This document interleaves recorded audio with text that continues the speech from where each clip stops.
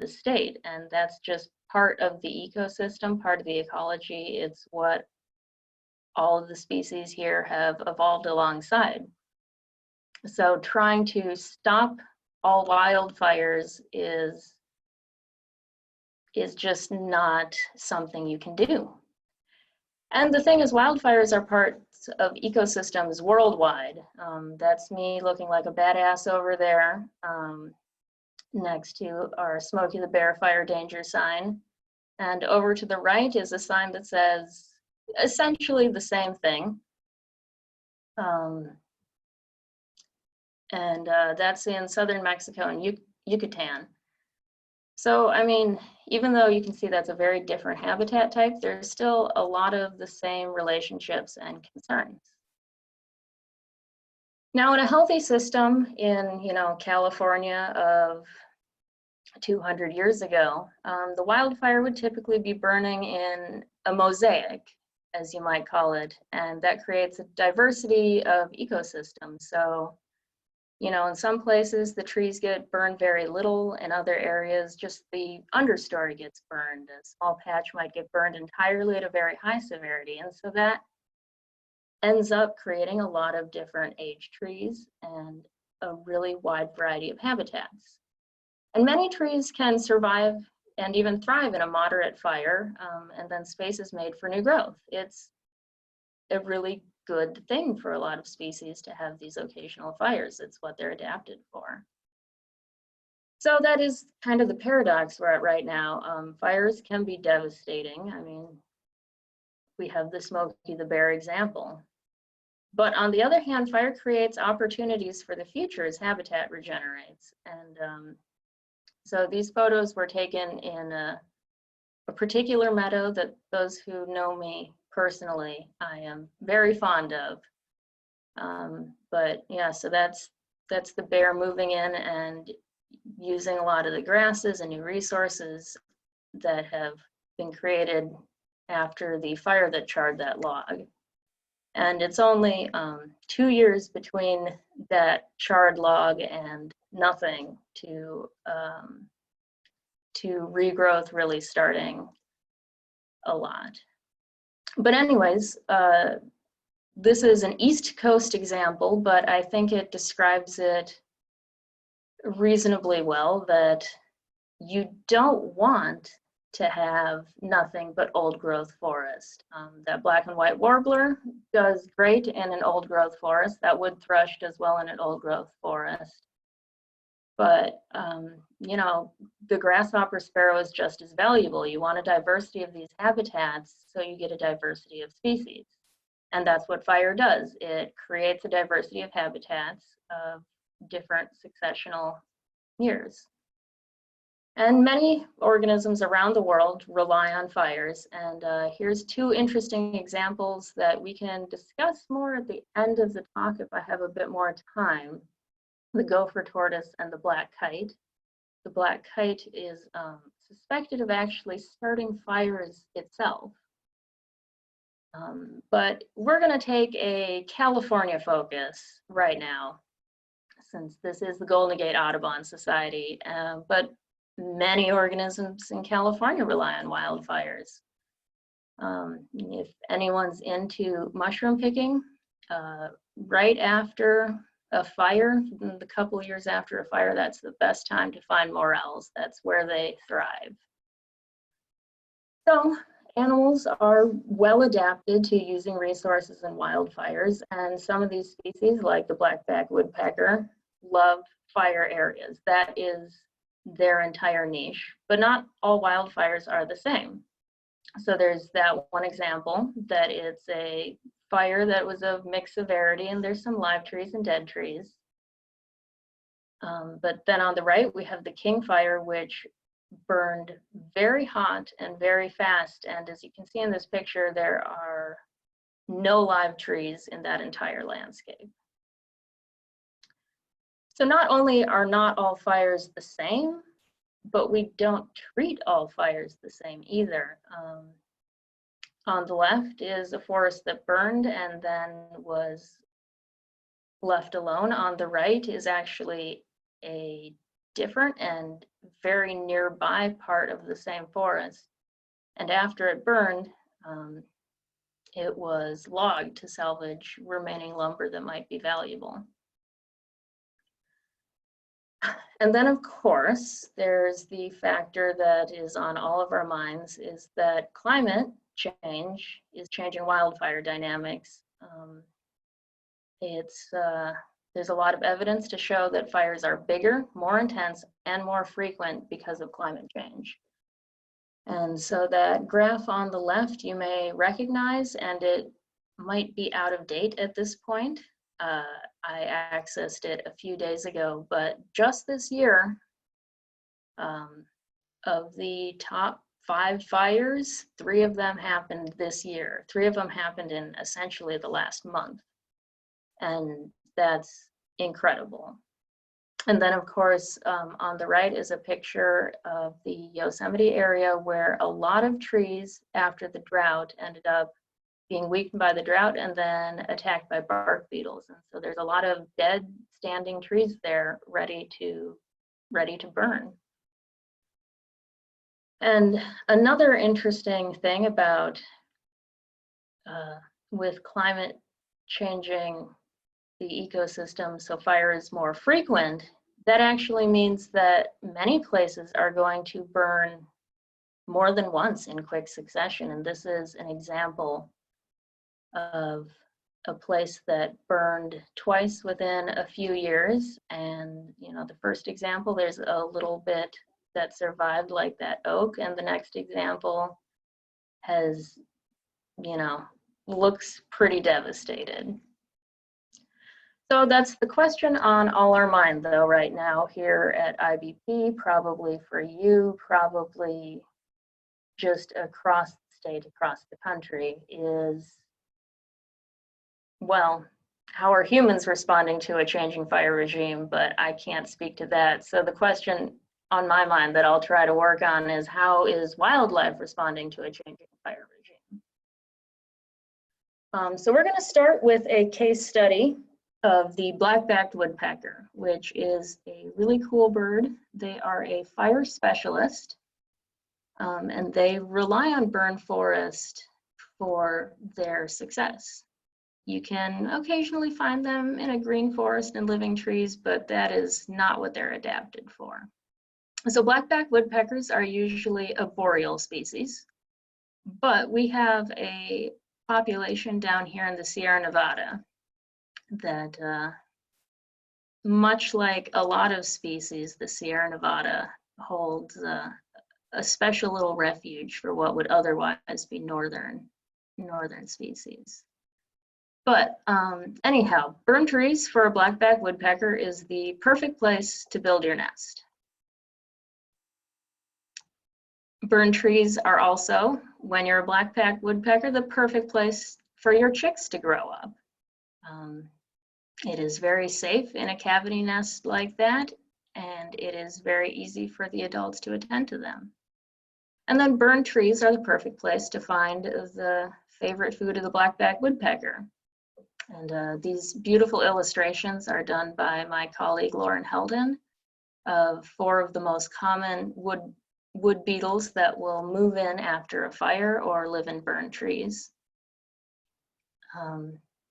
And in fact, the black-backed woodpecker's favorite foods are actually designed to look for fires as they happen, using high-tech gear. And so this is an image of how humans use satellites to understand fires as they're burning, with infrared and satellite imagery. And the beetles do the same thing. They have infrared detectors underneath their first leg, and their antennae can be used to sense smoke. So as a fire is burning, these beetles are finding their habitat and moving there and laying their eggs in the dead and dying trees after the fire. So we're having more and bigger fires than ever, and that's obviously bad news for humans, but is it at least good news for woodpeckers? To answer that question, biologists at IBP we went to the Rim and the King Fire, two of the biggest fires in Sierra Nevada's history, to find out a little bit more. And for context, there's the Rim Fire and the King Fire. You can see that they're both very large, both in kind of the central portion of the Sierra. And I usually don't like to have so much text on a slide here, but I need to do this back of the envelope calculation for you. So blackback woodpeckers need, on average, a little more than 200 acres for a successful territory, you know, plus or minus depending on conditions. And so the Rim Fire burned 257,000 acres, zeros missing apparently, and the King Fire burned 97,000 acres. So back of the envelope calculation, in theory, you could have over 1,000 woodpeckers in the Rim Fire and 430 in the King Fire. But what we found was 3 territories in the entire Rim Fire and 16 in the King Fire, and we thoroughly surveyed at all across these fires. So why so few woodpeckers? This was a little bit of a mystery to us. So to answer the question, where were the woodpeckers? We went to some fires that do have lots of woodpeckers to find out a little more. So we used radio telemetry to track 41 adult woodpeckers and 27 fledgling woodpeckers after they left the nest, to see what the woodpeckers liked about the fires they were in. And a quick rundown about radio telemetry, in case you're not familiar with this method. What you do is you fix a little radio pulsing transmitter onto the woodpecker's tail feathers. And all it is a little thing that beeps at a certain radio frequency, and a field tech with an antenna and a sense of childlike wonder can listen with a receiver for the beep, beep, beep from the woodpecker's transmitter. As you get closer, it gets louder. As you go further away, it gets quieter. You're pretty much playing a little game of hot and cold like a kid. There's a little more to it, you know. It's a bit of an art. But so what did we find looking at where the adults and the fledglings were? And the answer is, so yellow here, that's parts of the forest that burned a lot, and green is parts of the forest that did not burn very much. And what we found is that the adults spent almost all their time in the heavily burned forest, which makes sense. That's where they built their nest. That's where they're looking for beetles. But the fledglings, after they left their nest, spent almost all of their time in green forest, which seems a little mysterious at first for a fire specialist that, you know, its parents aren't in the green forest.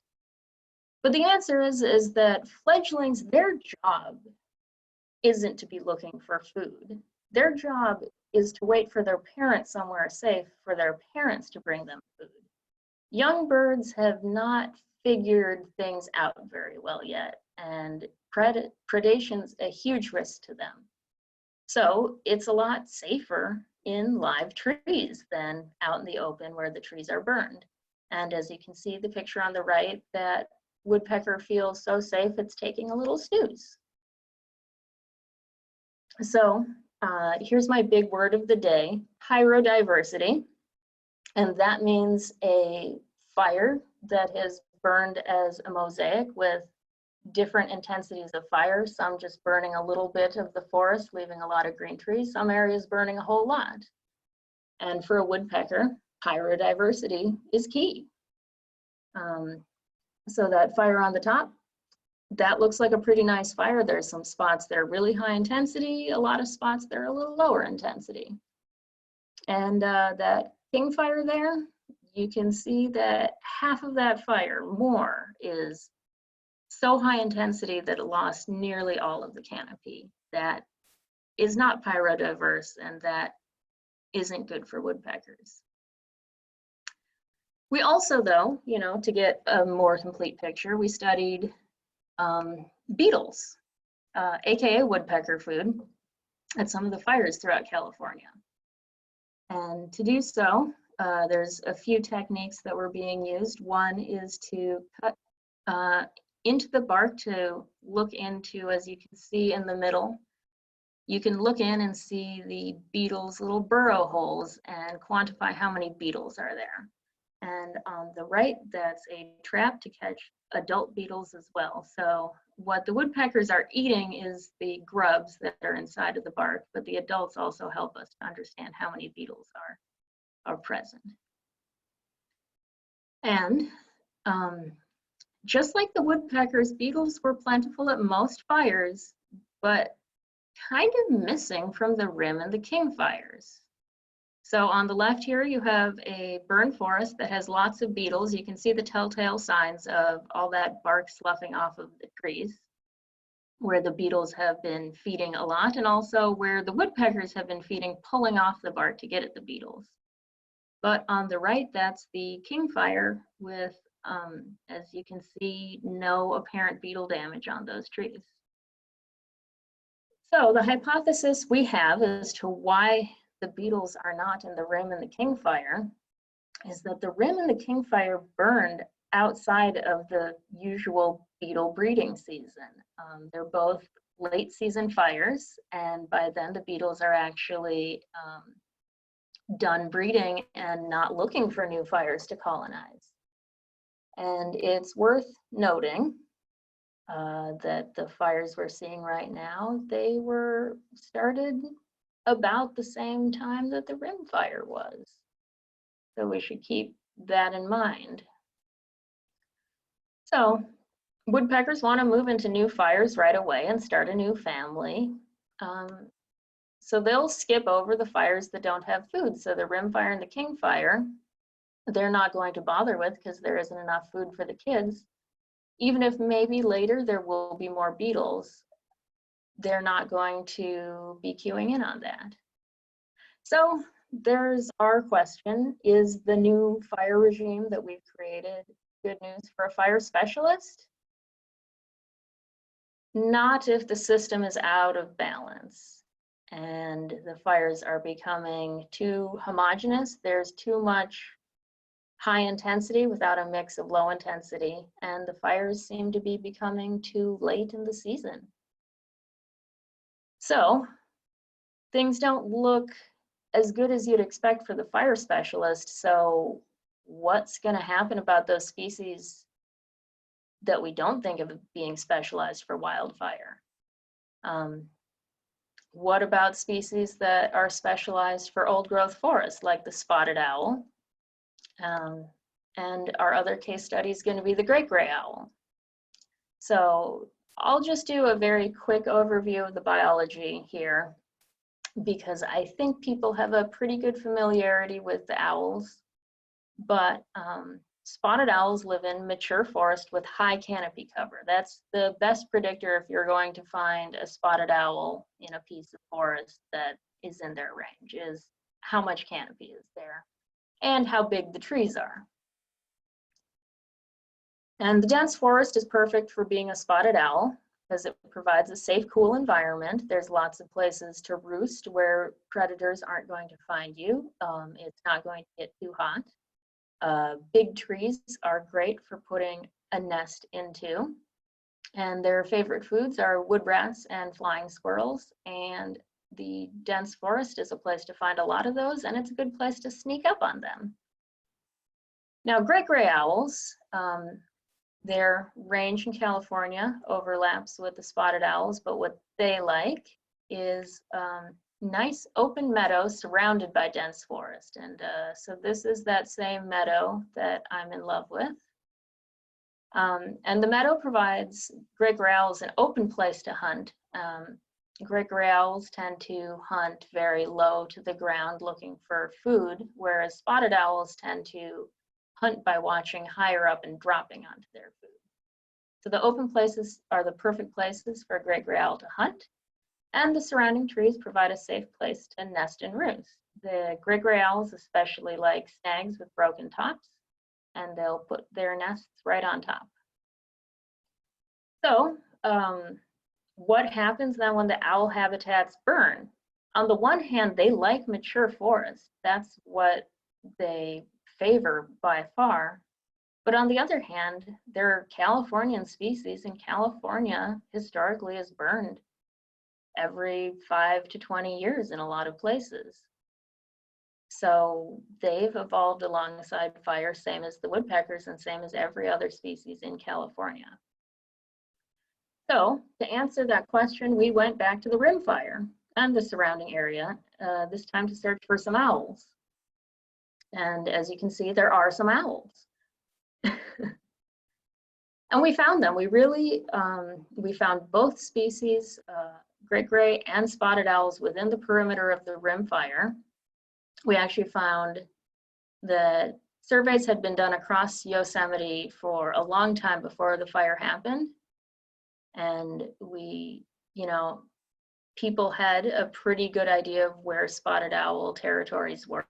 And during the surveys we did after the fire, we actually found just as many spotted owl territories. There were still inside of the rimfire as many spotted owl territories as there had been before the rimfire. Oh, and I just want to do a quick shout out.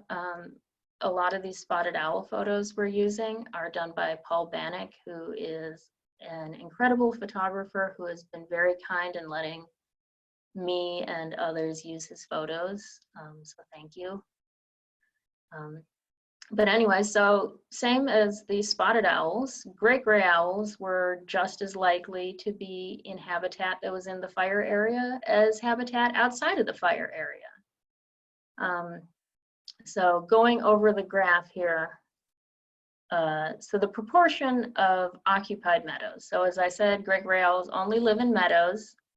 And this map to the right, that gives kind of a sense of where all the great gray owl meadows broadly are, or meadows that great gray owls might like that have been surveyed. And so proportion of occupied, that just means how many of the meadows that these birds have been found in each year during these studies. And as you might expect, the proportion of meadows occupied is the same in and outside of the fire before the fire happened, because there's nothing to differentiate that habitat. But then after the fire, weirdly, there's still great gray owls in places that burned at the same rate as outside of places that burned. So both species, not only were they there, but they raised chicks in the fire area.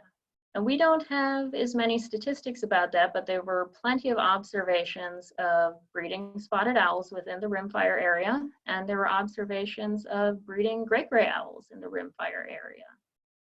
And these wonderful pictures, I want to apologize because I don't remember who gave me these pictures. So if anyone knows, maybe add it to the chat so I can get the shout out to this great photographer. But anyway, so owls survived the fire. Is it time to celebrate? Before we start the party, though, we should really consider the habitat being used by the spotted owls in the rimfire. And so the study we did focused in Yosemite. And so what we did is we considered what the overall severity of the burn, where the owls were nesting, how much canopy cover there was. As I said, that's one of the best predictors of whether or not you're going to find a spotted owl. And then the NDVI, which is essentially greenness. It's a measure of how much green is, in the forest. That means plant productivity. And all of these variables are calculated using satellite data. Shout out to NASA for all the amazing data they have available to us, everyone. You could all get this data for free anytime. So here's what we found out. First of all, spotted owl territories in Yosemite on average burned the same amount as the rimfire overall. So pretty much the method we used is we measured in the territory where the spotted owls actually were, we measured the burn severity. But then you can see all my little crosses and X's. Those are just randomly selected areas, just computer generated random. And we calculated what the burn severity and canopy cover and NDVI was at these random places.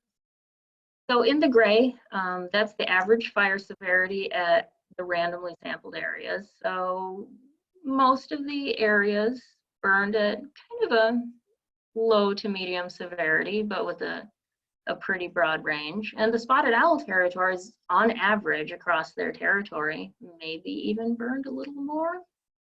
The mean's about the same. Statistically, the difference isn't huge. So it seems like spotted owls are using the fire, you know, even with a whole range of different fire conditions. So is it time for our party now? Spotted owls survived the fire and they're using all sorts of different amounts of burn in the fire? The answer is kind of no. Spotted owls have their limits. And what we found is that although the average severity was fine, so areas that, you know, were moderately burned, that's fine. Areas that had some high severity burn mixed with some low severity burn, that's fine. But if the percent of your territory that burned at high severity is more than about 35%, you're not going to be there. We found no spotted owl territories whatsoever in places where the area, where more than, I think, 30-something% burned at high severity. And by high severity, we're defining that as an area in which more than 75% of the canopy was lost. So if there's 20% of the territory that they lost huge amounts of canopy, but other parts of the territory had more, that was fine. They still persisted. But if all of your territory lost all of its canopy, they're not going to persist. So as you can see in the map, some parts of the rim fire are pretty good. They have a mix of different fire severities, and other parts not so much. And although we did not go to the king fire at IVP ourselves like we did with the woodpeckers, we have some colleagues that did, and they found very similar things. There were no owls in that dark red area where there was a ton of canopy loss. And they found that where owls occupied, where owls occupied, there was not a lot of high severity burn. So is this about pyrodiversity again, just like the woodpeckers, that fires are fine? Even big fires are fine as long as there's a mix of intensities? Yeah, that's about the meaning.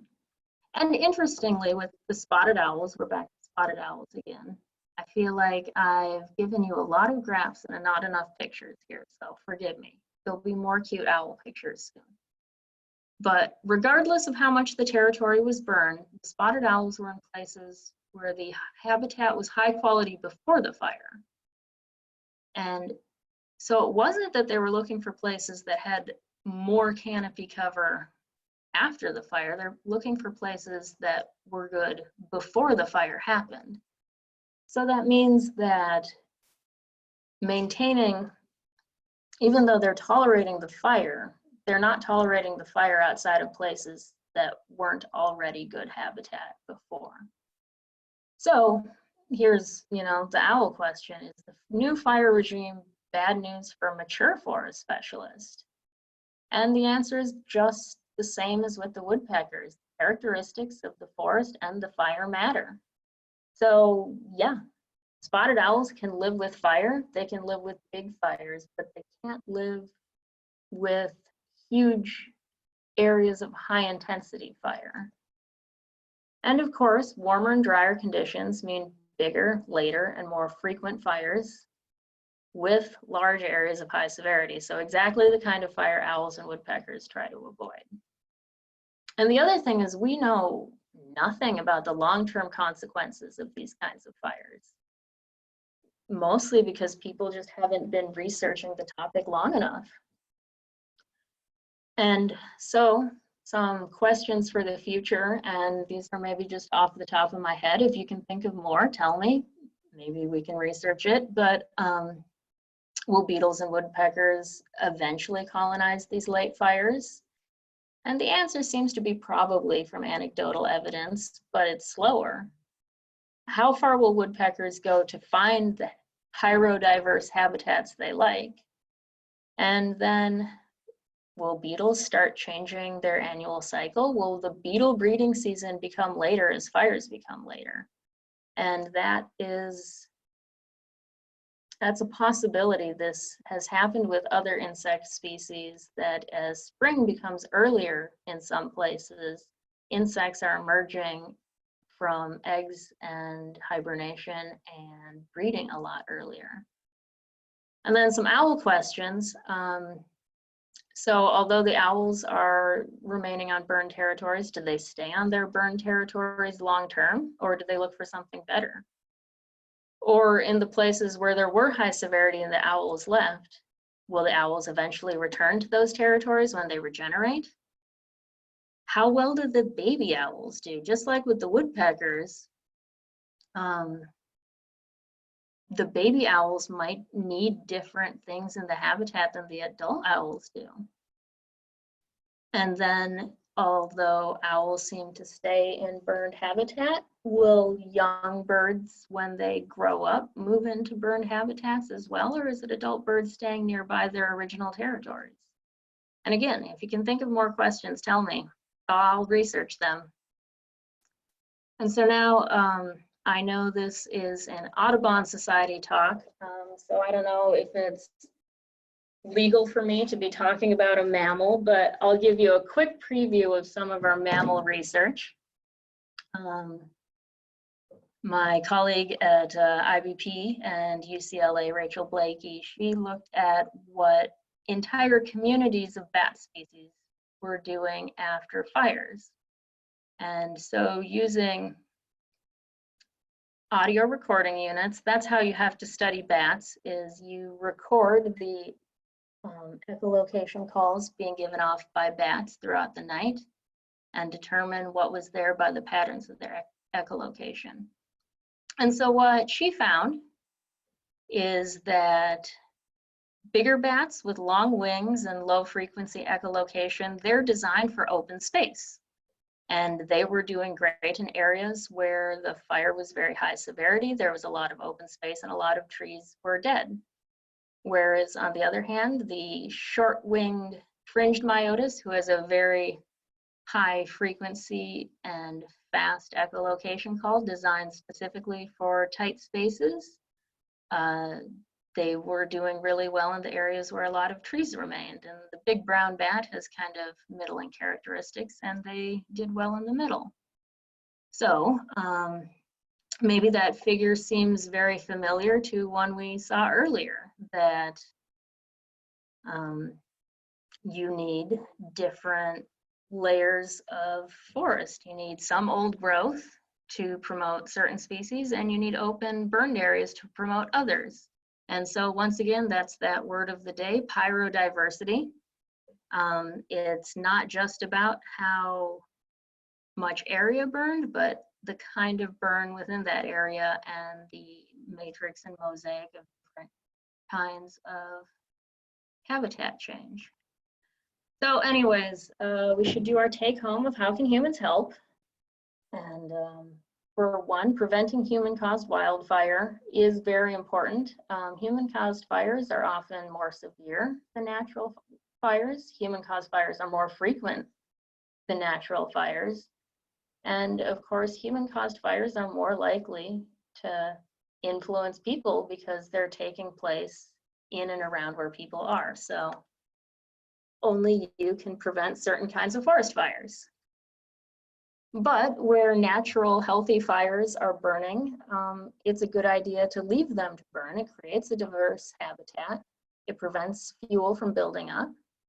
And kind of an interesting fact, within Yosemite National Park, after many, many decades of careful management to let the forest burn naturally, within the area of the rim fire, it has returned to what is believed to be the pre-settlement fire regime that Yosemite has actually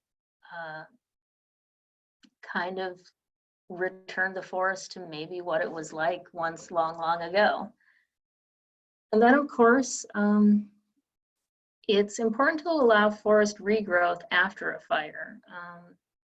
There's a tendency to assume that once a fire burns, that habitat is gone, that habitat is no good, and kind of give up on it. But that's not true. It's still important habitat for a lot of animals, and even animals you don't expect, like the spotted owl. Then, of course, here at the bottom is fight climate change. And I fixed that slide for you. That's probably the most important thing. Fires have burned. Fires will always burn in California. It's an important part of the environment, but it's something that is changing a lot, and we have influenced that. So that's the talk, and hopefully that was coherent. Giving a talk in front of a computer screen in an empty room is a little different, but I just want to make sure I give lots of thanks. Some of this was my research, but a lot of it was research from collaboration of colleagues at IBP, U.S. Forest Service, National Park, Yosemite Conservancy, University of Connecticut, UC Davis, UCLA, the Sierra Foothills Audubon. This is a huge amount of work goes into understanding a lot of these relationships. And so thank you for everyone who helped. And you can read the original papers on our website if you're curious about anything else. And let's see, I'm ready for questions if others are. Hopefully that went about the correct amount of time, and I was not just talking to an empty room. That was wonderful. Thank you so much. And we do have a lot of really good questions. And I got to tell you, that's quite a wonderful image of the spotted owl with a little party hat. I have to say any bit of levity is really welcome right now. So I'm sorry for the outcome, but that was great. Your presentation was terrific. I'm going to go to questions now, both from the Q&A section as well as the chat section. All right. I will start with some questions that are relevant to this presentation first. If I have time, there were questions that were sort of outside the scope of this presentation. I'll ask those last. So the first question I'll ask is, what about during the fire and the hazardous air? Do many birds perish? Yes, on an individual level, birds do get negatively affected, and I don't think there's a really good quantification of how many birds die directly from the fire or from the smoke, how many die just because they've been displaced and are now at risk of predation, but it definitely happens.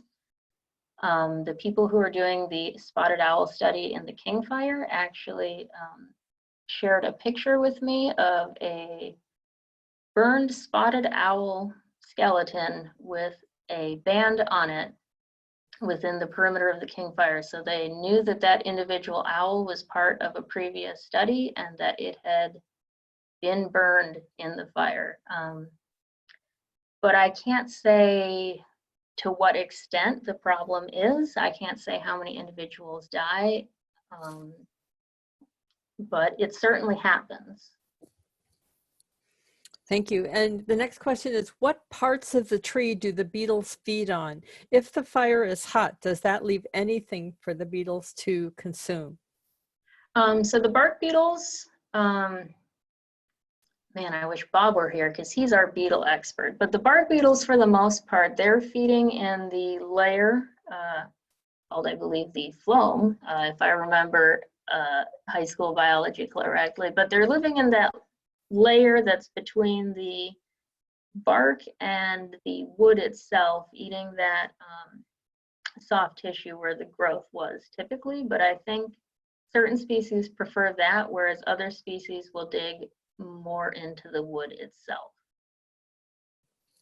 Thank you. And the next question is regarding human-caused fires. Is another problem that they can happen throughout more of the year? Yeah, that's also, important. A lightning fire is a lot less likely to happen outside of the rainy season, whereas a human-caused fire could be ignited anytime, of course.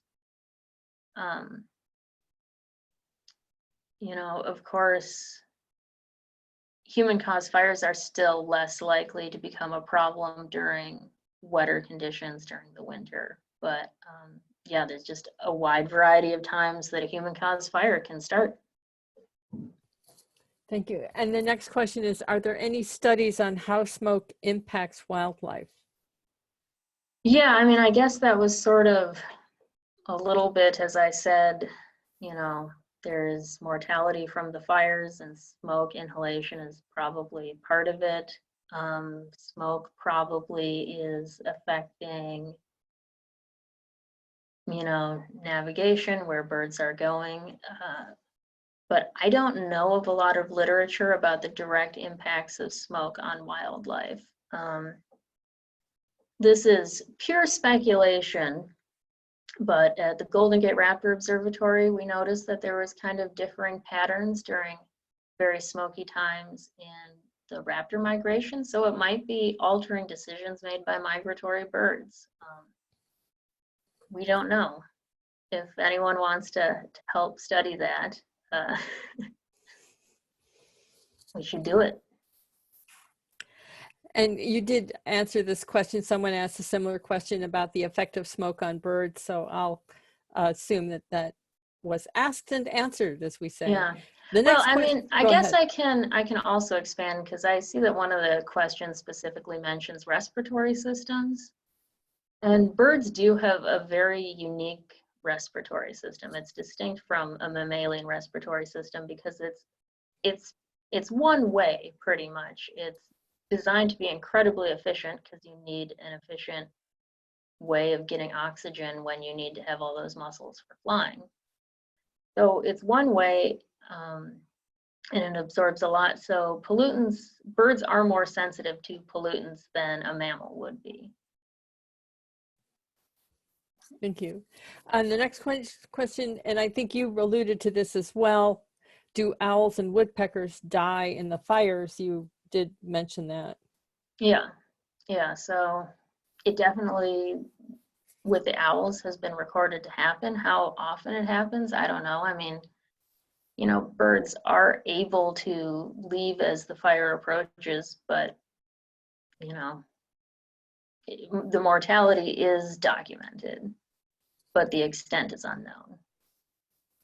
And then the next question is in regards to California's traditional fire season, which this questioner assumed was more traditionally in October, but you say those are late fires. And then a related question is that it was noticed that adult woodpeckers were along the edges of the burn.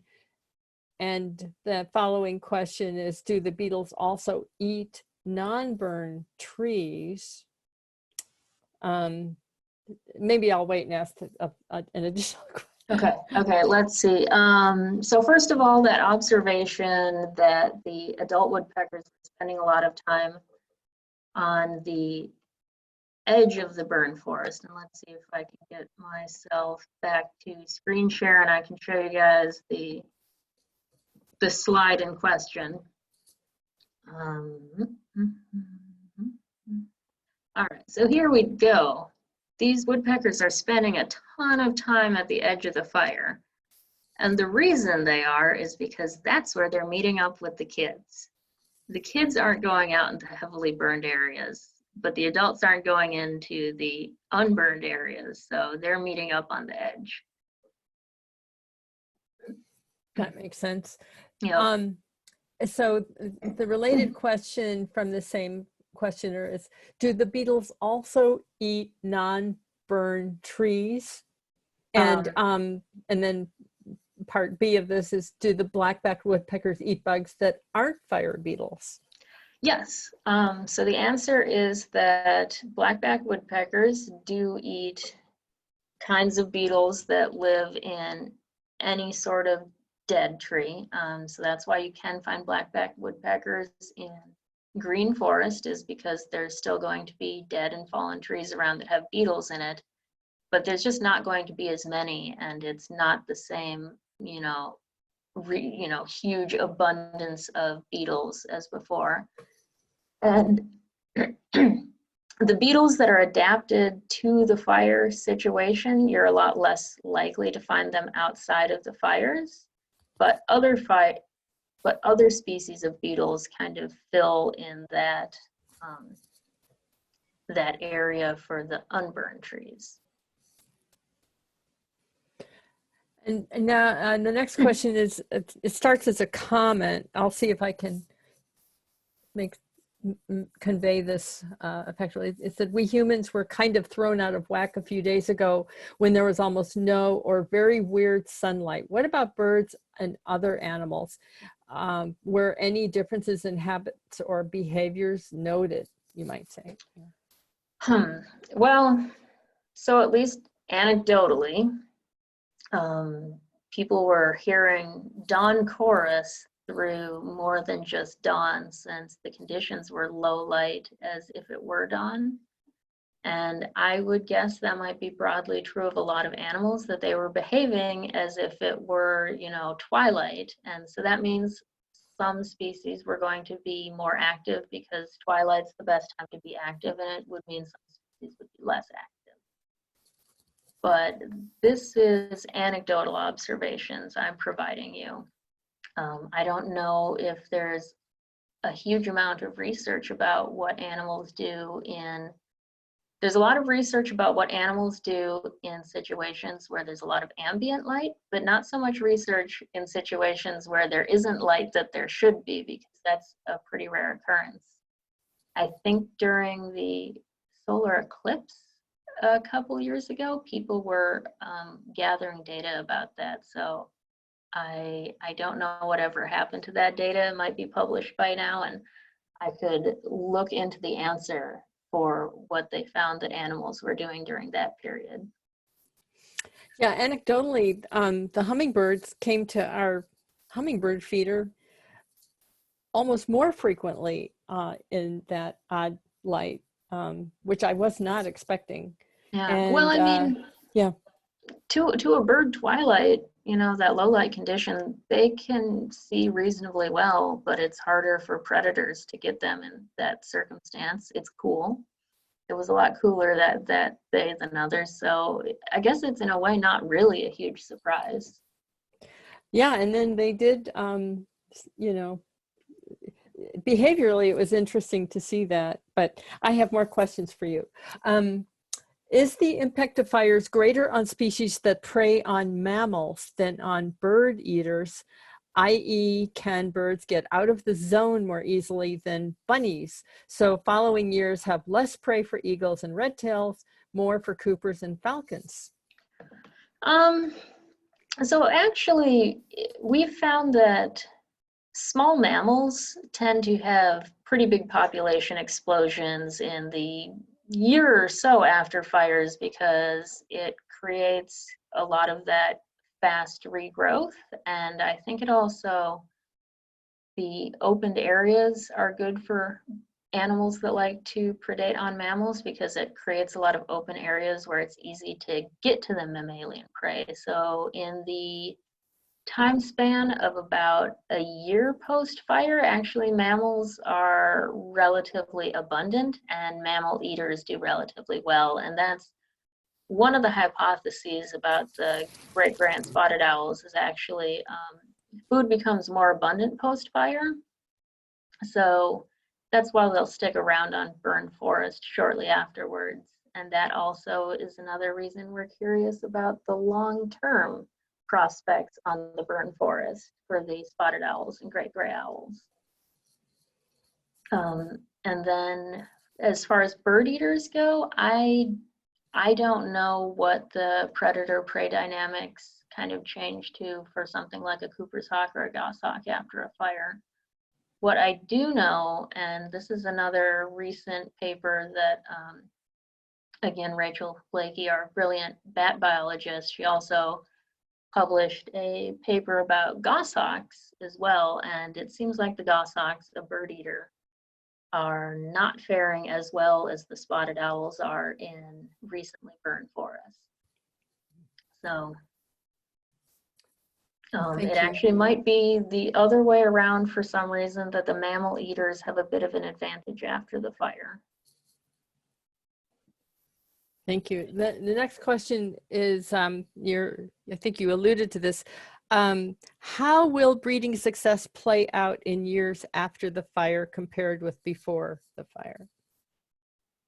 For the spotted owls, this is the question I'd like to ask next. I'd like to do, we don't even have very clear data as to exactly how many young have been produced in the areas right after the fire. We're collecting some data in and around the Plumas National Forest that might be able to help us a little bit quantify that. But we don't have a great estimate. We know that they were nesting and breeding. We don't know whether their nesting and breeding looked like it did before the fire. And then there's just very little information about fledgling resource use and survival in an area after the fire. So even if the adults have built nests, and even if nestlings have made it to the time that they can leave the nest, we don't know if after that point how the young are doing. Thank you. And the next question is, how fit are the young that are raised in high intensity fires, and what is their survival rate long term? Yeah, I guess I kind of touched on that. We don't know, and we want to find out. Do a little bit of telemetry on some baby spotted owls and get some bands on them, track them through their lifetime, and we'll see. Unfortunately, the area within the King Fire actually burned through an area called the Blodgett Research Station, where there was a decades-long study of spotted owl reproduction and demography, which theoretically would have been a great place to study this, but the King Fire, the part that it burned through was the part that it burned at massively high intensity. So the owls are mostly gone from there. So it's not, I'm not sure if they're able to answer the question there, even though they have the pre-fire data. Thank you. And the next question is, why are human-caused fires more intense than natural? And what are the long-term implications of encroachment by WUI areas with regard to fire frequency and severity? All right. First, because my natural instinct, TLAs, three-letter acronyms, WUIs, Wildlife Urban Interface. So yeah, just for talking about that, we'll keep that. That's the area between human and wildlife habitats. But anyway, so why are human-caused wildfires sometimes a lot worse than natural wildfires? And part of that is that human-caused wildfires can happen at any time and anywhere. So that means it can happen outside of when a fire might naturally get started, at the peak, driest, hottest time. It means that the fires might be started somewhere. Well, it also means that the ignition source could potentially be much, much bigger. It could be something like a power line that's going to continue to cause problems for a while. And just because areas where human activity is can often be cleared, be grassy, just So I don't know the exact answer, but there's just human ignited wildfires can just be anywhere and at any time. And so that means that they can happen in circumstances where there's a lot more opportunities for the fire to really take off.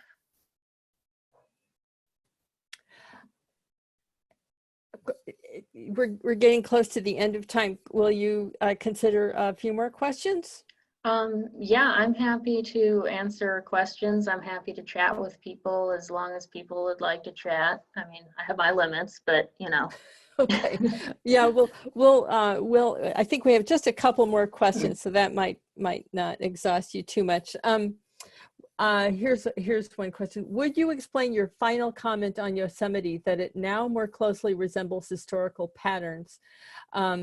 In other words, result in part from scheduled burns?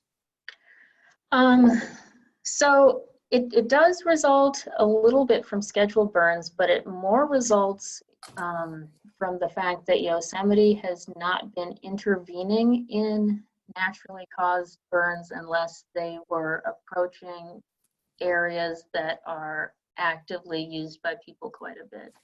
And so I actually have a slide that somewhat touches on this that perhaps I can bring up that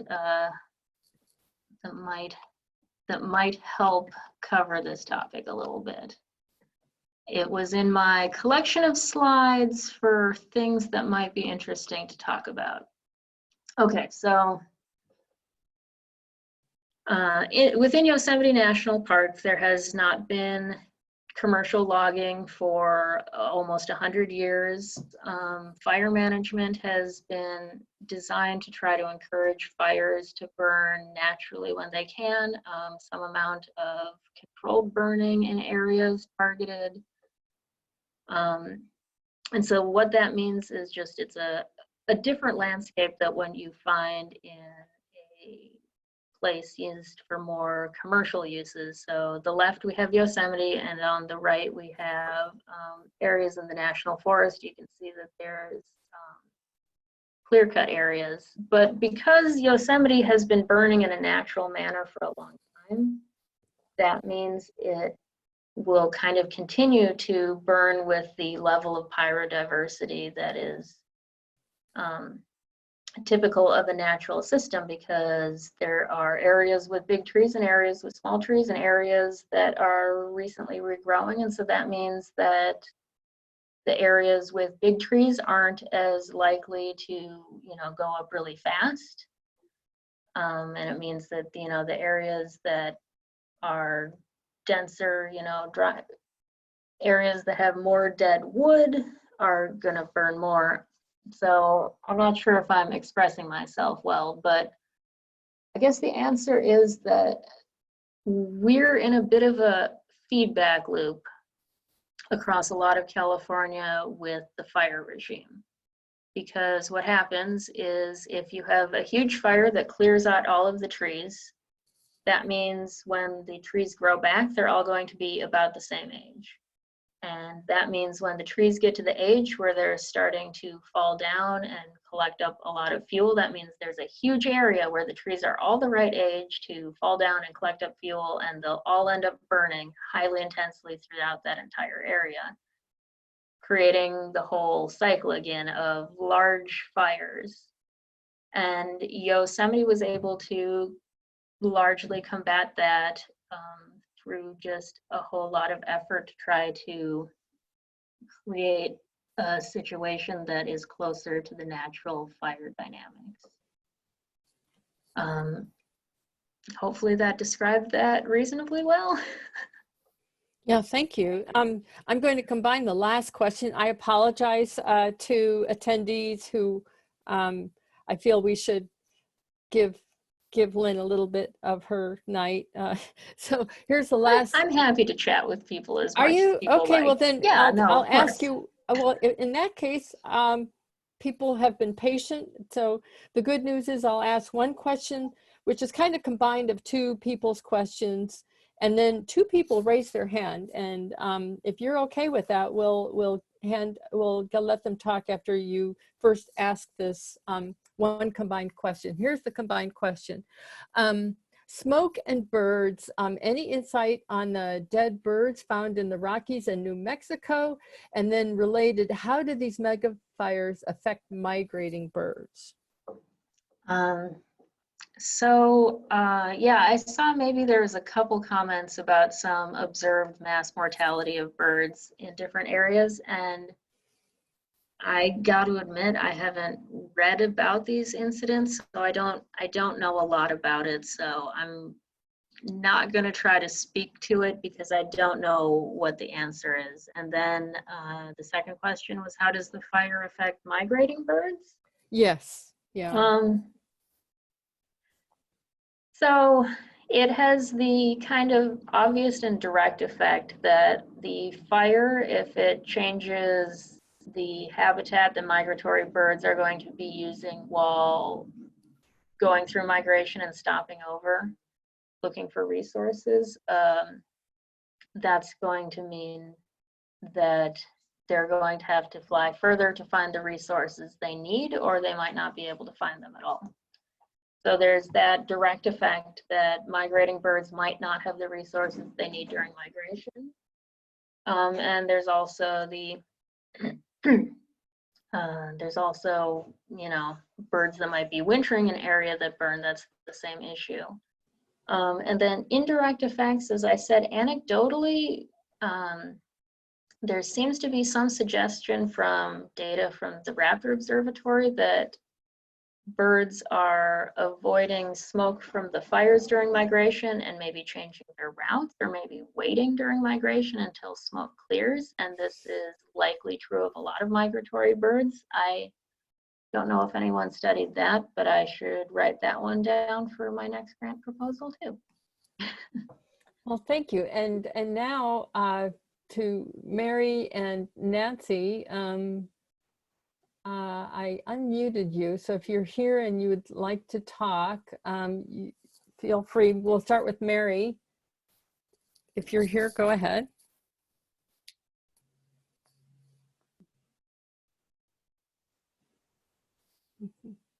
Maybe Mary left, but my screen isn't telling me. Nancy, are you here? Did you want to talk? I unmuted you. I tried to unmute you both. Let's see.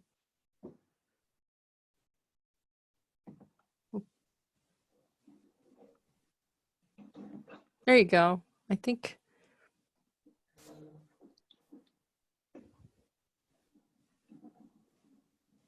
Thanks for being patient. I'm clicking unmute over and over again. Oh, there you go, Mary. Can you? I think you can speak now, Mary. You're asking Mary Swanson? Did you want to speak? You had raised your hand, or maybe you did. Maybe I did accidentally way back at the very beginning before anything started. This is very good. I've enjoyed it. Oh, good. Thank you. All righty. So much. Okay. I'm trying to. Yeah, I'm trying to unmute Nancy, and unfortunately, Nancy. Oh, there you go. Yeah, I mistakenly hit chat instead of Q&A, and my question was on Yosemite, and I very much enjoyed the answer. Thank you. Okay, great. Thank you. Well, I tell you, everyone, that was so wonderful of you to stay for the duration. It was just a wonderful presentation. Thank you so very much. And as Lynn said, the publications are available on their site, and certainly you're welcome to contact GGAS as well if anything is something you'd like us to help follow up on. And we just look forward to building the partnership. Thank you so much, Lynn. Yeah, thank you. Yeah, and if anyone has more questions or interested or wants to chat or has some ideas, feel free to email me. Thank you. Terrific. Have a wonderful evening, everyone. Good night. Yeah, thanks everybody.